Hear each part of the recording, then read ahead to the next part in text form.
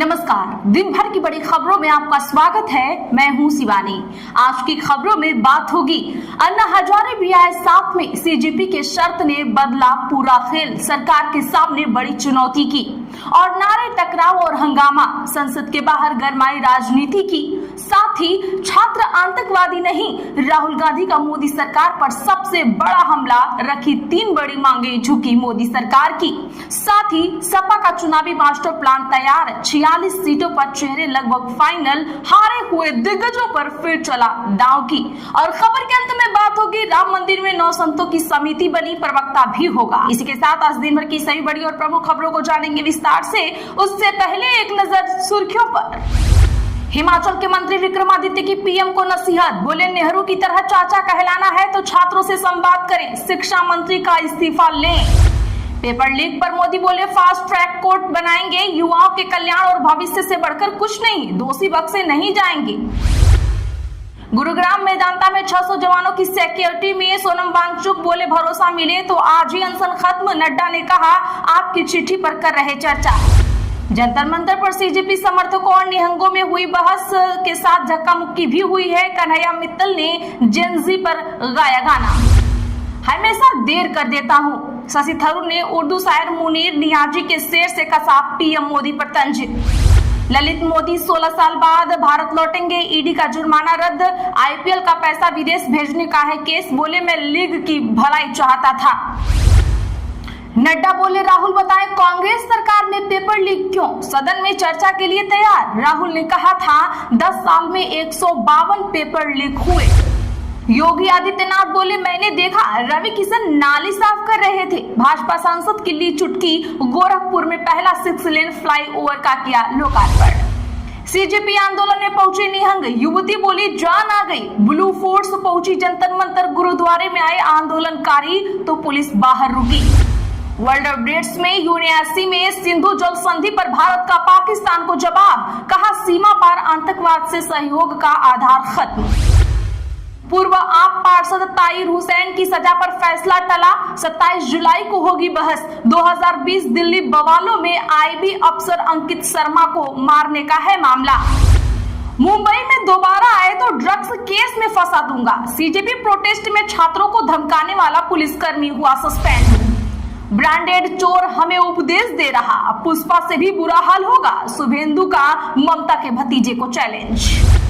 सड़क से संसद तक संग्राम, सरकार चर्चा चाहती है तो पहले ही दिन कर लेती, नीट विवाद पर खड़गे ने केंद्र सरकार पर उठाए सवाल। सोनम रघुवंशी फिर जाएगी जेल, सुप्रीम कोर्ट से जमानत हुई रद्द, 3 हफ्ते में सरेंडर करना होगा, पुलिस को 6 महीने में ट्रायल पूरा करने के आदेश।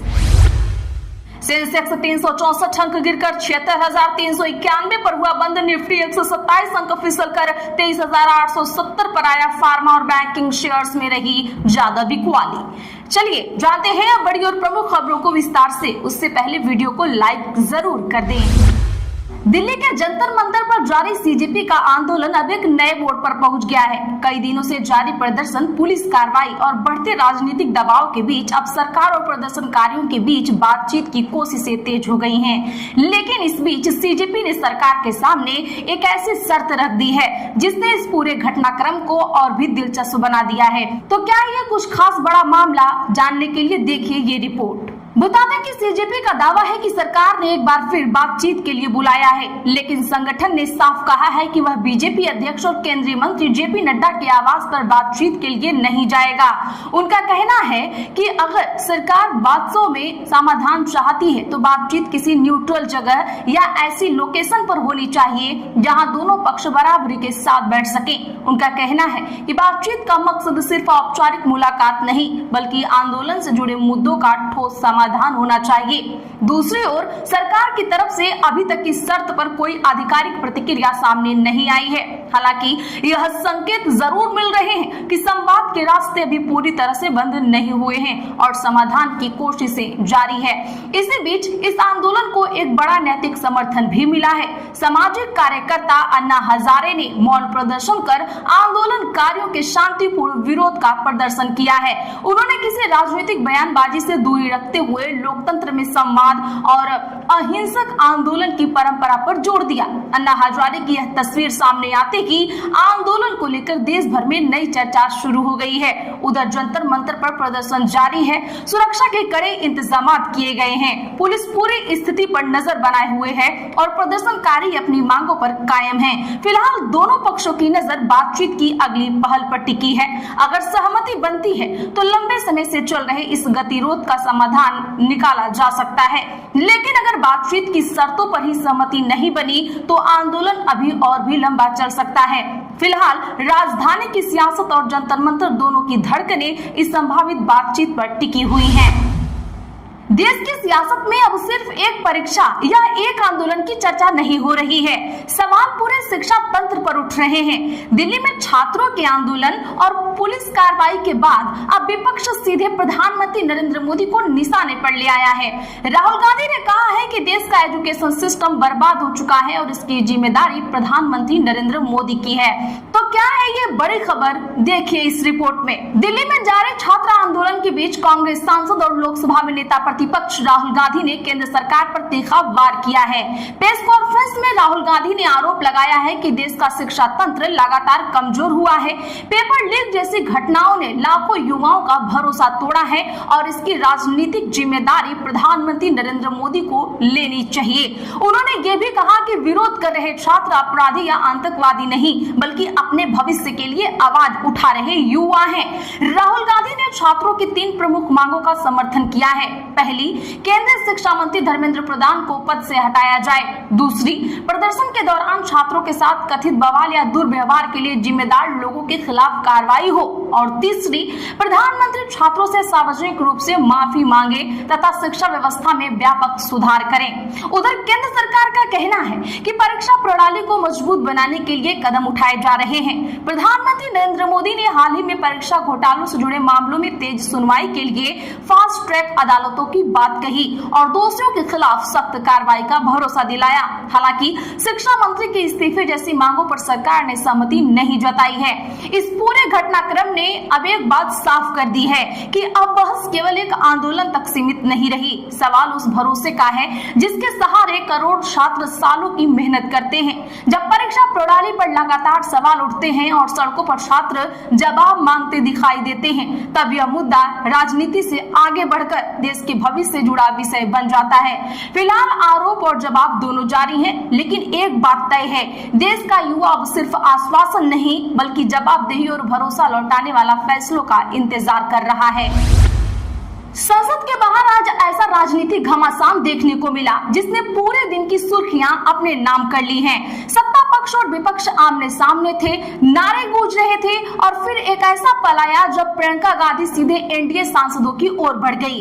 इसके बाद जो हुआ उसने संसद परिसर का माहौल गर्मा दिया है। तो क्या है ये बड़ी खबर, जानने के लिए देखिए ये रिपोर्ट। मानसून सत्र के दौरान संसद परिसर में सुबह से ही राजनीतिक हलचल तेज थी।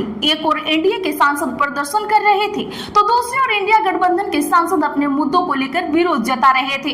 दोनों पक्षों के हाथों में तख्तियां थी, कैमरे लगातार हर गतिविधि रिकॉर्ड कर रहे थे और संसद परिसर नारेबाजी से गूंज रहा था। इसी बीच कांग्रेस सांसद प्रियंका गांधी वाड्रा अपने सहयोगी सांसदों के साथ नारे लगाते हुए उस स्थान की ओर बढ़ी जहां एनडीए के सांसद मौजूद थे। कुछ ही पलों में दोनों पक्ष बेहद करीब आ गए। माहौल को तनावपूर्ण होता देख सुरक्षा कर्मियों ने तुरंत घेरा बनाया और प्रियंका गांधी को आगे बढ़ने से रोक दिया। इसके बाद दोनों पक्ष आमने सामने खड़े होकर लगातार नारे लगाते रहे। संसद परिसर में मौजूद सांसद और सुरक्षा कर्मी पूरी स्थिति पर नजर बनाए हुए थे ताकि किसी तरह की धक्का मुक्की या अव्यवस्था न हो। इस पूरे घटनाक्रम का वीडियो कुछ ही मिनटों में सोशल मीडिया पर तेजी से वायरल हो गया है। संसद के बाहर मौजूद मीडिया और अन्य लोगों ने भी इस दृश्य को अपने कैमरों में कैद किया है। दिन भर राजनीतिक गलियारों में इसी वीडियो की चर्चा होती रही। एनडीए सांसदों ने विपक्ष पर संसद की गरिमा को नुकसान पहुंचाने का आरोप लगाया। उनका कहना था कि विपक्ष सदन में बहस से ज्यादा कैमरों के सामने प्रदर्शन करने में दिलचस्पी दिखा रहा है। वहीं इंडिया गठबंधन के नेताओं ने सरकार पर पलटवार करते हुए कहा कि जब विपक्ष जनता के मुद्दे उठाता है तो उसकी आवाज दबाने की कोशिश की जाती है। उनका कहना था कि विरोध लोकतंत्र का हिस्सा है और सरकार को सवालों के जवाब देने चाहिए। संसद के बाहर ये टकराव जल्द ही सदन के भीतर भी दिखाई दिया है।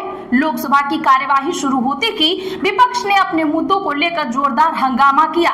सत्ता पक्ष की ओर से भी जवाबी विरोध देखने को मिला है। लगातार शोर शराबे के कारण अध्यक्ष को कई बार सदन की कार्यवाही रोकनी पड़ी। बार बार अपील के बावजूद जब स्थिति सामान्य नहीं हुई तो आखिरकार लोकसभा की कार्यवाही अगले दिन के लिए स्थगित कर दी गई है। लगातार बाधित हो रही कार्यवाही का असर संसद के कामकाज पर भी पड़ रहा है। कई महत्वपूर्ण विधेयकों और चर्चाओं पर समय नहीं मिल पा रहा है। ऐसे में सरकार और विपक्ष दोनों एक दूसरे को जिम्मेदार ठहरा रहे हैं। सत्ता पक्ष का कहना है कि विपक्ष जानबूझकर संसद नहीं चलने दे रहा है, जबकि विपक्ष का साफ आरोप है कि सरकार अहम मुद्दों पर चर्चा करने से बच रही है। देश की न्यायपालिका के खिलाफ आज सड़कों पर विरोध की आवाज सुनाई दी है। बड़ी संख्या में वकील प्रदर्शन के लिए उतरे और उन्होंने अपनी मांगों को लेकर नाराजगी जताई है। प्रदर्शन के दौरान वकीलों ने कई गंभीर मुद्दे उठाए, जिसके बाद ये मामला चर्चा का विषय बन गया है। तो क्या है ये बड़ी खबर, जानने के लिए देखिए ये रिपोर्ट। देश के अलग अलग हिस्सों में वकीलों ने आज न्यायपालिका से जुड़े मुद्दों को लेकर विरोध प्रदर्शन किया। प्रदर्शनकारी वकील सड़कों पर उतरे और उन्होंने अपनी मांगों को लेकर नारेबाजी की है। कई जगहों पर वकीलों ने रैलियां निकाली और ज्ञापन सौंप कर अपनी बात सरकार और संबंधित अधिकारियों तक पहुंचाने की कोशिश की है। प्रदर्शन में शामिल वकीलों का कहना था कि न्याय व्यवस्था से जुड़े कुछ फैसलों और प्रक्रियाओं को लेकर उनके बीच चिंता है। उन्होंने अपनी मांगों पर ध्यान देने और जरूरी कदम उठाने की अपील की। प्रदर्शनकारियों ने कहा कि न्याय व्यवस्था की मजबूती और पारदर्शिता के लिए इन मुद्दों पर गंभीर चर्चा जरूरी है। विरोध प्रदर्शन के दौरान बड़ी संख्या में पुलिस बल भी तैनात रहा ताकि कानून व्यवस्था बनी रहे। कई स्थानों पर प्रशासन ने प्रदर्शनकारियों से बातचीत की और स्थिति को शांतिपूर्ण बनाए रखने की कोशिश की। वकीलों ने भी अपने प्रदर्शन को लोकतांत्रिक तरीके से आगे बढ़ाने की बात कही है। इस पूरे घटनाक्रम के वीडियो और तस्वीर सोशल मीडिया पर सामने आई है। प्रदर्शन की खबर फैलते कि कानूनी गलियारों से लेकर आम लोगों के बीच भी इस मुद्दे पर चर्चा शुरू हो गई है। कई संगठनों ने वकीलों की मांग का समर्थन किया, जबकि कुछ लोगों ने इस तरह के विरोध प्रदर्शनों के असर पर सवाल भी उठाए हैं। वकीलों का कहना है कि उनकी आवाज को गंभीरता से सुना जाना चाहिए और न्याय व्यवस्था से जुड़े मामलों में सभी पक्षों के साथ संवाद होना चाहिए। वहीं प्रशासन और संबंधित संस्थाओं की ओर से भी स्थिति पर नजर रखी जा रही है। यह प्रदर्शन ऐसे समय में हुआ है जब न्यायपालिका और कानूनी व्यवस्था से जुड़े मुद्दों पर देश भर में बहस जारी है। वकीलों के सड़क पर उतरने से यह मामला और भी ज्यादा सुर्खियों में आ गया है। अब सभी की नजर इसी बात पर है कि इस विरोध के आगे का क्या कदम उठाया जाएगा और क्या वकीलों की मांग पर कोई समाधान निकलता है। उत्तर प्रदेश की सियासत में चुनावी तैयारी तेज हो गई है। समाजवादी पार्टी ने उम्मीदवारों के नामों पर मंथन तेज कर दिया है और करीब 46 सीटों पर चेहरे लगभग तय बताए जा रहे हैं। खास बात यह है कि पार्टी ने उन सीटों पर पुराने चेहरों पर भरोसा जताने का संकेत दिया है जहां उम्मीदवार बेहद कम अंतर से हारे थे। तो क्या है ये बड़ी खबर, देखिए इस रिपोर्ट में। समाजवादी पार्टी ने आने वाले चुनावों को लेकर अपनी रणनीति पर काम तेज कर दिया है। पार्टी सूत्रों के मुताबिक करीब 46 सीटों पर उम्मीदवारों के नाम लगभग तय कर लिए गए हैं। इनमें सबसे ज्यादा फोकस पूर्वांचल की सीटों पर दिखाई दे रहा है, जहां सपा अपने मजबूत समीकरणों को दोहराने की तैयारी में है। सूत्रों के अनुसार पार्टी उन प्रत्याशियों को दोबारा मौका देने के मूड में है जो पिछली बार बहुत कम अंतर से चुनाव हारे थे। खास तौर पर ऐसी सीटें जहां हार और जीत का फैसला करीब 5000 वोट या उससे कम के अंतर से हुआ था। सपा का मानना है कि इन सीटों पर उम्मीदवार पहले से क्षेत्र में सक्रिय हैं और संगठन को मजबूत करने का फायदा मिल सकता है। अयोध्या में राम मंदिर को लेकर एक बड़ी बैठक हुई है, जिसमें मंदिर की आगे की व्यवस्था और संचालन को लेकर कई अहम फैसले लिए गए हैं।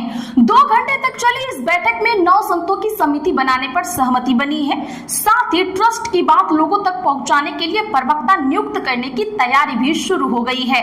तो क्या है ये बड़ी खबर, देखिए इस रिपोर्ट में। अयोध्या में श्री राम जन्मभूमि तीर्थ क्षेत्र ट्रस्ट की बैठक ने राम मंदिर की आने वाली व्यवस्था को लेकर बड़ा संकेत दिया है। मंदिर निर्माण के बाद अब ट्रस्ट का पूरा ध्यान मंदिर के सुचारू संचालन, धार्मिक परंपराओं के पालन और करोड़ों श्रद्धालुओं की सुविधाओं को बेहतर बनाने पर है। इसी को ध्यान में रखते हुए ट्रस्ट की बैठक में 9 संतों की एक सहमति बनाने का फैसला किया गया है।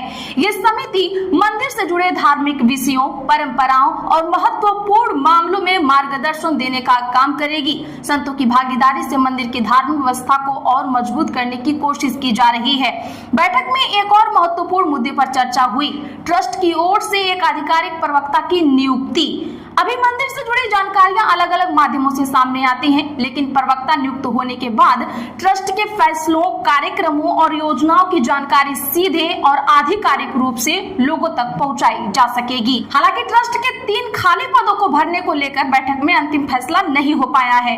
इन पदों के लिए नामों पर चर्चा जरूर हुई, लेकिन सहमति नहीं बनने के कारण निर्णय आगे के लिए टाल दिया गया है। माना जा रहा है कि अगली बैठक में इन नियुक्तियों पर अंतिम फैसला लिया जा सकता है।